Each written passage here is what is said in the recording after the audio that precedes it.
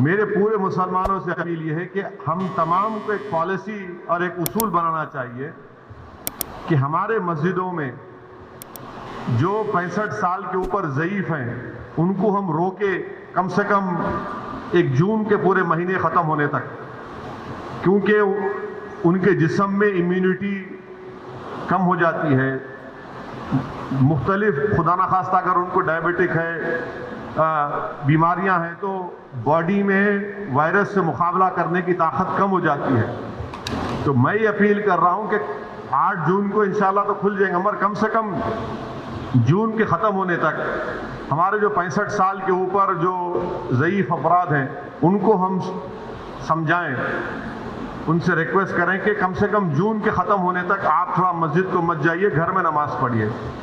جو نوجوان ہیں جو ذرا مسجدوں کو کم جاتے، اب وہ جا کر مسجد کو آباد رکھے۔ تیسرے یہ کہ مساجد میں اگر کارپیٹ ہے اور اس کارپیٹ کو نکال سکتے آپ تو فوراً نکال کر پتھر کے اوپر نماز پڑھنا چاہیے، کیونکہ کارپیٹ میں ایپیڈیمولوجسٹ اور جتنے ہیلتھ ایکسپرٹس ہیں، ڈاکٹرز وہ بولتے ہیں کہ کارپیٹ میں بہت سے جراثیم جم جاتے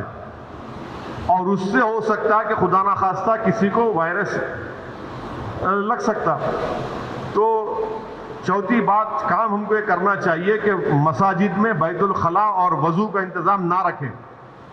کیونکہ وہ وضو کرتے، کلی کرتے اور پھر آپ آ کے نماز پڑھتے، تو لوگ گھر سے ہی اپنے وضو کر کر آئیں اور نماز جب پڑھیں گے تو نہیں معلوم مفتی اکرام کو فیصلہ کرنا ہے کہ اگر پوری دنیا میں جہاں جہاں مساجد کھولے گئے، چاہے وہ مسجد نبوی ہو، حرم شریف مکے میں ہو یا ٹرکی ہو یا دوسرے مقامات پر، ہمیشہ کی طرح جو کھندے سے کھندا ملا کر سب بنتی تھی ویسا نہیں بن رہی اب۔ تو کیا مفتی اکرام یہ فیصلہ دے سکتے پورے ملک میں کہ بھائی جب 8 تاریخ سے مساجد کھولے جائیں گے تو سوشل ڈسٹینسنگ کو برقرار رکھتے ہوئے ہم سب بندی کریں نماز کی؟ یہ ہمارے مفتیوں کو سوچنا پڑے گا کہ کتنا یہ کر سکتے کیا، کیونکہ مختلف ممالک میں ہو رہا ہے۔ تو میں تو گزارش کروں گا ہمارے علماؤں سے کہ وہ بھی اس کا فیصلہ کر لیں، مگر دوسرے جو 4 چیزیں میں کہا ہوں اس پر یقیناً غور کریے آپ۔ میں کسی سے نہیں کہہ رہا ہوں کہ مسجد کو مت جائیے، میں یہ کہہ رہا ہوں کہ آپ صحیح کہہ رہے ہیں کہ وائرس ابھی بڑھ رہا ہے، وائرس ختم نہیں ہوا ہے، وائرس بڑھ رہا ہے ابھی، اور خاص طور سے جو ہمارے 65 سال کے اوپر کے جو لوگ ہیں اور جو لوگ مختلف امراض کے شکار ہیں، جس کو کڈنی کی بیماری ہے، ہارٹ کی ہے، لنگز کی ہے، ڈائبٹک ہیں، ان کو تو اور احتیاط کرنے کی ضرورت ہے، بہت احتیاط کرنے کی ضرورت ہے ان کو،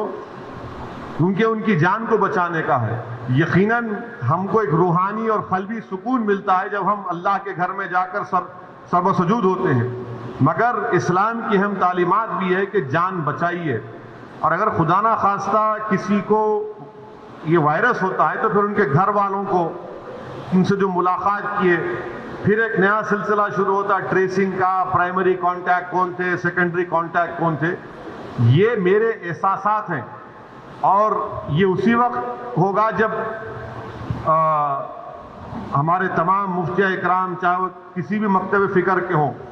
وہ اس کا ایک اجتماعی طور پر نوٹ لے کر سب کو بتائیں۔ Press the bell icon on the YouTube app and never miss another update.